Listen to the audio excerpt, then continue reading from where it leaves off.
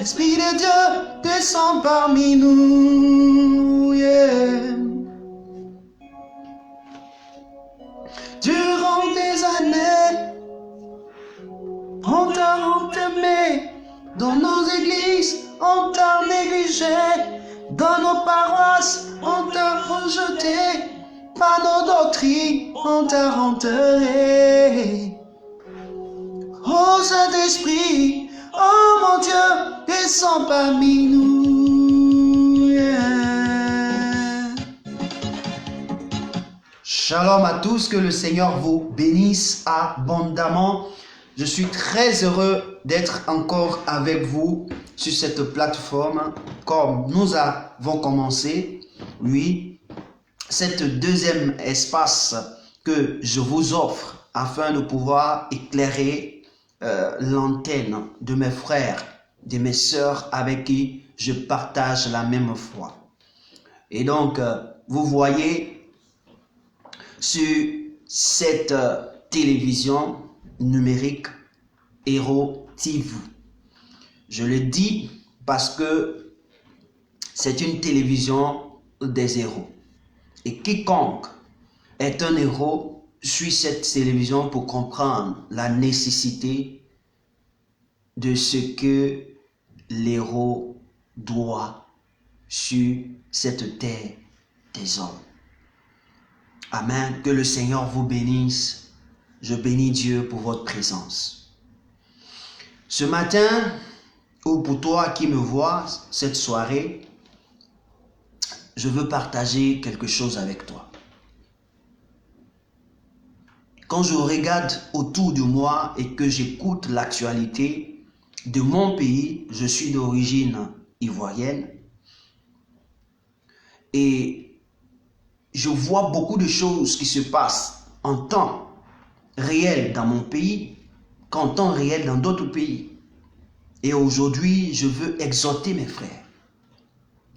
Je veux exhorter mes sœurs à comprendre la nécessité de savoir trier les informations qui les arrivent et de savoir se positionner là où il faut se positionner.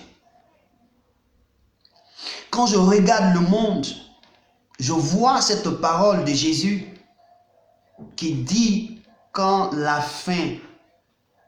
on sera vers la fin, voici des choses qui vont se passer avant que je n'arrive. Et donc, ce matin, je vais parler d'une situation dans notre pays. Mais avant de parler de cela, je voudrais comprendre la parole de Dieu. Qu'est-ce que Jésus dit? Jésus dit dans Hébreux le chapitre 1, nous allons dans la parole de Dieu. Bon, avant, laissons Hébreux, nous allons prendre Apocalypse le chapitre 1. Prenons Apocalypse le chapitre 1. Je vais chercher Apocalypse chapitre 1 pour dire que je suis aussi en train de fouiller la Bible. Apocalypse le chapitre 1, le verset 3 nous dit ceci. Heureux celui qui lit et ceux qui entendent les paroles de la prophétie et qui gardent les choses qui y sont écrites, car le temps est proche. Frère, le temps est proche et les temps sont mauvais. Je dis bien, le temps est proche et les temps sont mauvais. Retiens ça. Le temps est proche et les temps sont mauvais. La Bible dit, la Bible c'est un document, je peux dire une bibliothèque dans laquelle se trouvent des portions de la parole de Dieu. Ce n'est pas toute la parole de Dieu qui s'y trouve, mais les portions qui nous permettent de pouvoir au moins avoir une base, c'est ce qui s'y trouve. Et la Bible dit Jésus qui se révèle À qui? On dit révélation de Jésus que Dieu lui a donné pour montrer à son serviteur les choses qui doivent arriver bientôt. Donc Jésus parle à Jean, son fils et son disciple, qui aimait dormir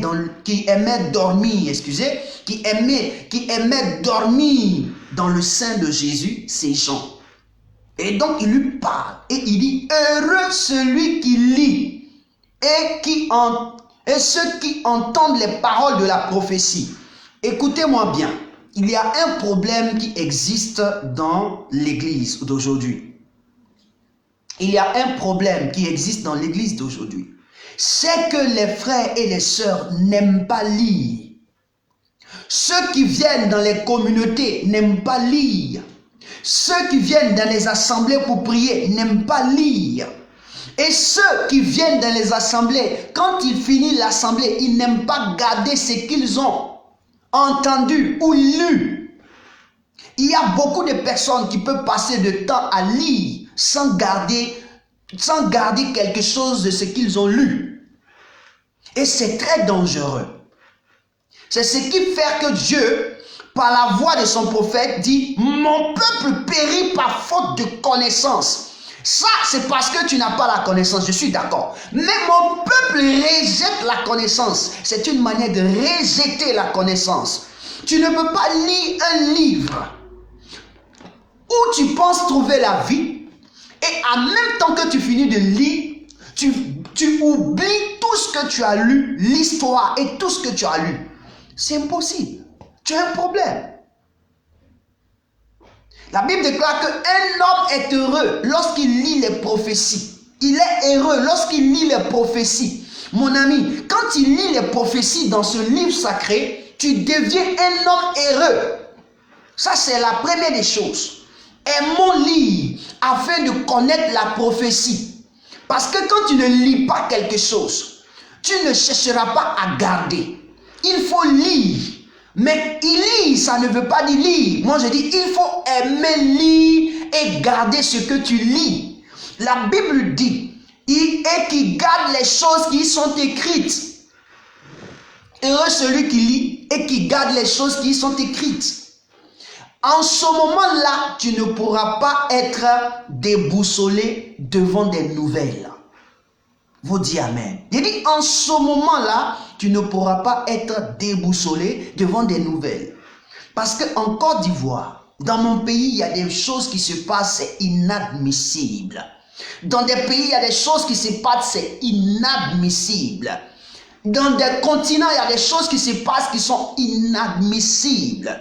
Mais parce que nous ne lisons pas, ça nous pousse à nous comporter comme des hommes qui n'ont aucune connaissance de Dieu. Écoutez-moi bien, Jésus a dit quelque chose. Aujourd'hui, ça se passe dans le monde.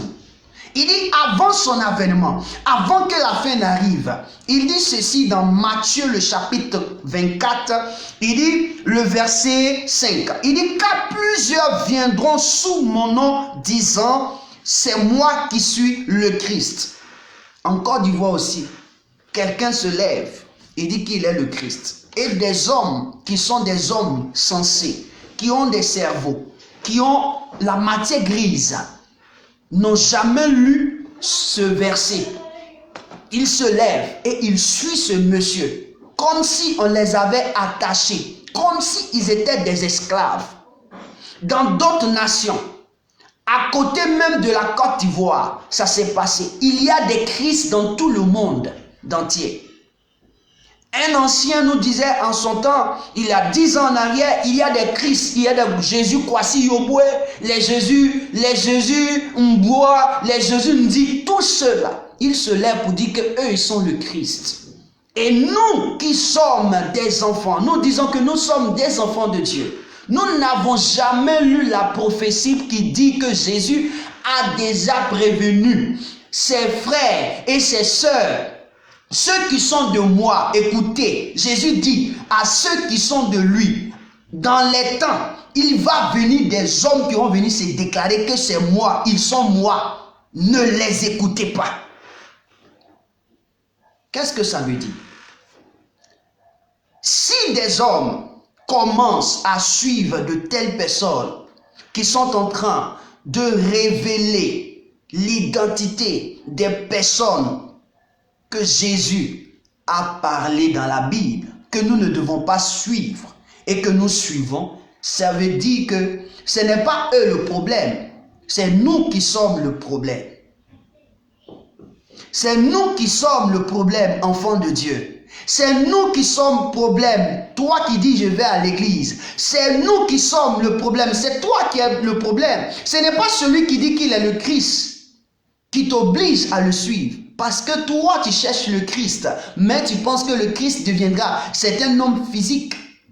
Tu penses que le Christ c'est une personnalité qui est comme toi. Qui est née d'une père et d'une mère. Le Christ, ce n'est pas un être physique. Le Christ, ce n'est pas une personnalité physique. Jésus a vécu sur la terre. Jésus, c'est-à-dire le Jésus-Christ est venu sur la terre. Il a fait 3 ans de ministère. Il a fini son ministère. Il est parti. Et quand il a dit qu'il va revenir, il n'a pas dit qu'il reviendra sous des formes humaines qui vont venir s'asseoir dans des assemblées pour dire voici je suis Christ, je suis ceci. Non, il dit il viendra sous mon nom. La Bible dit quand Jésus viendra, tous ceux qui appartiennent à Christ, à Jésus, vont le retrouver dans le ciel. Les morts vont ressusciter. Et ceux qui lui appartiennent vont ressusciter. Et après, maintenant, ceux qui sont vivants vont se lever pour le rejoindre dans le ciel. Mon ami, il y a ce qu'on appelle l'avènement du Christ et il y a l'enlèvement, mon ami. Tu n'as même pas encore vécu l'enlèvement. Tu n'as même pas encore vécu l'avènement. Et toi, tu dis Christ est sur la terre. Le monde dans lequel on se trouve sera détruit. Un monde nouveau sera fait. Tu n'as pas lu. Le problème, je veux exhorter mes frères. Je veux exhorter mes sœurs. Vraiment. Nous sommes dans un monde. Si tu ne lis pas, tu ne peux pas savoir qu'est-ce qu'on te dit de faire et qu'est-ce qu'on ne te dit pas de faire. Si tu ne lis pas pour garder, tu ne sauras pas où déposer ton pied. Un homme ignorant, il est plus dangereux qu'une bombe atomique. Un homme qui est ignorant, c'est un homme qui est dangereux plus qu'une bombe atomique. Et donc dans nos pays, dans nos nations, dans nos communautés, nous avons des bombes atomiques plus dangereux que Satan 2. Nous avons des plus dangereux que des Satan 2 que a construit notre frère Poutine. Des Satan 2, nous avons plus que des Satan 2. Ils sont capables de détruire toute une nation parce qu'ils sont ignorants. Pourquoi? C'est écrit noir sur blanc que dans les derniers temps, il dit, le verset 3 du chapitre 24 dit, il s'assit sur la montagne des Oliviers et les disciples vinrent. En particulier lui fait cette question, dis-nous quand cela arrivera-t-il? Et quel sera le signe de ton avènement et la fin du monde? Et Jésus dit, prenez garde que personne ne vous séduise. Ces personnes qui disent que je suis Jésus sont venus pour vous séduire. Mais ils sont venus pour te séduire, toi mon frère, parce que tu ne lis pas ta parole. Tu ne lis pas le livre qui t'a été donné en tant que boussole pour pouvoir t'orienter. Tu ne le lis pas. Donc ce n'est pas sa faute. C'est toi ta faute. Un héros cherche à comprendre. Un héros, c'est un homme qui est capable de mémoriser ce qu'il lit. Un héros ne fait rien au hasard. Un héros apprend. Un héros, c'est quelqu'un qui est prêt à apprendre et à découvrir la vérité. Ce n'est pas un homme qui se lève et qui est emporté par tout vent. Un héros. Un héros. Et nous sommes des héros. Je veux dire à quelqu'un, avant que tu ne viennes dans ce monde, il y a eu combien de spermatozoïdes qui ont été libérés dans le corps de ta mère? Ton père, par son sperme, a libéré des spermatozoïdes. Je peux dire 9 millions. Je donne un exemple. 9 millions de spermatozoïdes. Mais il y a combien de spermatozoïdes qui sont restés dans le ventre de ta mère pour que tu naisses? Un seul. Parce que des spermatozoïdes ne peuvent pas te faire 3. C'est un seul qui te fait. Donc imagine, 9 millions de personnes sont mortes. Et toi, tu viens au monde et tu viens te laisser séduire. Tu viens te laisser, comment on appelle, emporter par n'importe quel vent. Mon ami, pose-toi la question, où sommes-nous? Je suis venu te remonter quelque chose dans l'esprit. La Bible doit être pour toi le livre qui te permet de vivre. Et quand tu la lis, ce que tu lis, il faut garder en mémoire. Quand tu lis la Bible, garde en mémoire ce que tu as lu. Car c'est en cela que tu pourras reconnaître celui qui n'est pas de Christ et celui qui est de Christ. Ceux qui sont de Christ confesseront les paroles de Christ. Mais ceux qui ne sont pas de Christ confesseront ce que Christ a dit qui n'est pas d'eux. Il dit, ils viendront sous mon nom. Il dit, ils viendront sous mon nom. Des faux Christ. Au verset 24 du chapitre 24 de Matthieu, il dit ceci. Car il se lèvera de faux Christ et de faux prophètes. Il dit de faux Christ et de faux prophètes. Je ne serai pas étonné que je voie de faux Christ. Je ne suis pas étonné. Je ne suis pas aussi étonné que je vois de faux prophètes. Je ne suis pas étonné. Ça me dit absolument pas grand chose. Je sais que Jésus a prophétisé. C'est une prophétie. Cela, ce qui est sorti de sa bouche arrivera. Donc ça ne me surprend pas. Au contraire, je dois mesurer l'ampleur de la valeur de la parole de Jésus qui est en train de s'accomplir pour mesurer qu'il est en train de venir. Il est proche. C'est pourquoi dans les débuts, j'ai dit, le temps est proche et les temps sont mauvais. J'ai dit, le temps est proche et les temps sont mauvais. Donc je dois m'arranger de sorte que je puisse vivre dans ma pureté, dans ma sainteté, comme Jésus a demandé que je vive parce que c'est lui qui m'a rencontré pour que lorsqu'il arrive, je sois enlevé avec lui. Voici l'essentiel. Mes frères, Dieu a dit à Josué un jour, dans Josué chapitre 1, le verset 8, il dit ceci. Médite jour et nuit. Mon ami, prends le temps de lire la Bible. Prends le temps de lire la Bible. C'est important, mon frère.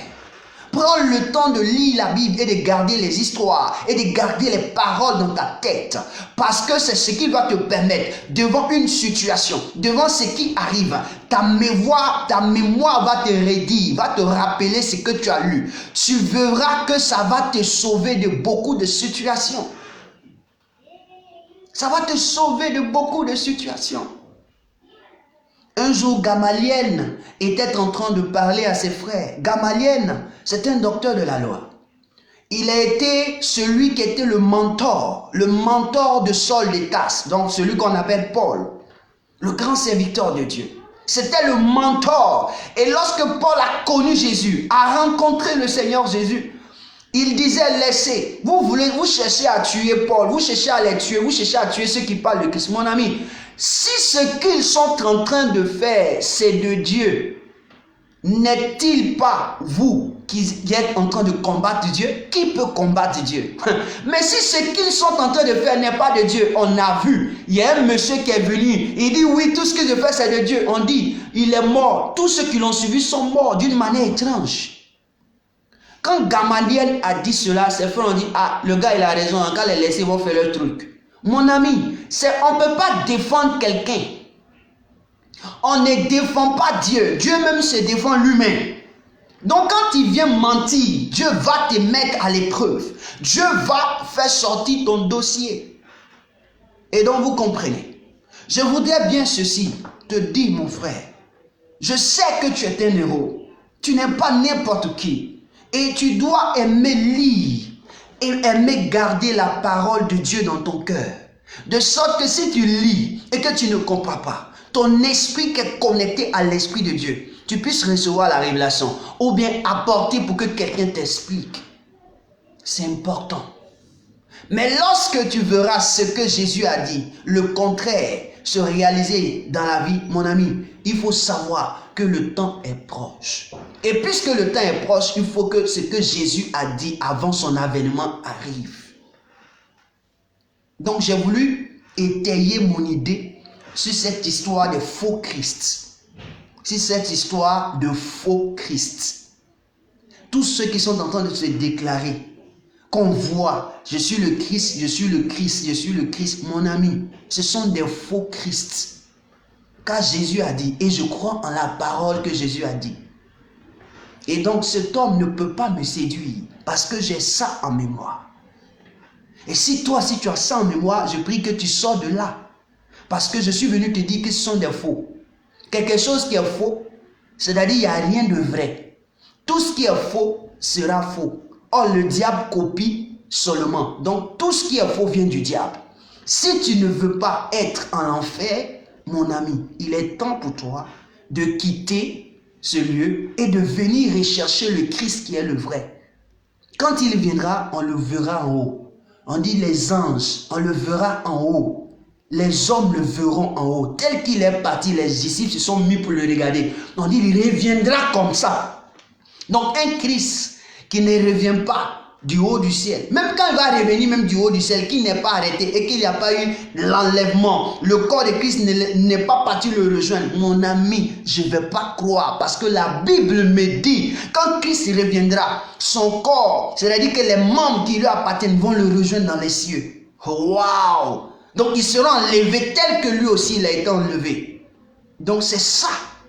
Et là, je saurai que c'est le Christ qui est arrivé.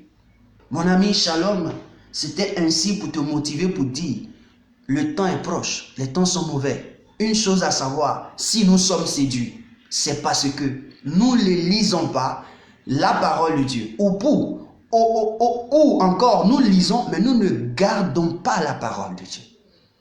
Dieu, Jésus a donné des prophéties. Ces prophéties sont en train de voir le jour. Et donc, si tu ne lis pas, tu n'as jamais lu, tu vas suivre des hommes et demain, ton âme va souffrir cadeau. Que le Seigneur te bénisse. Je crois bien que je viens de répondre à une question d'où des frères et des sœurs se posaient. Pourquoi ne pas étayer sur ces sujets? Nous sommes venus parler parce que nous savons que nous devons aussi envoyer la réponse à nos frères dans l'objectif de pouvoir garder nos frères. Dans l'objectif de pouvoir garder nos frères, de protéger nos frères, d'édifier nos frères. Que le Seigneur vous bénisse et que le Seigneur soit avec vous. Shalom et à nous revoir dans le Seigneur Jésus-Christ de Nazareth.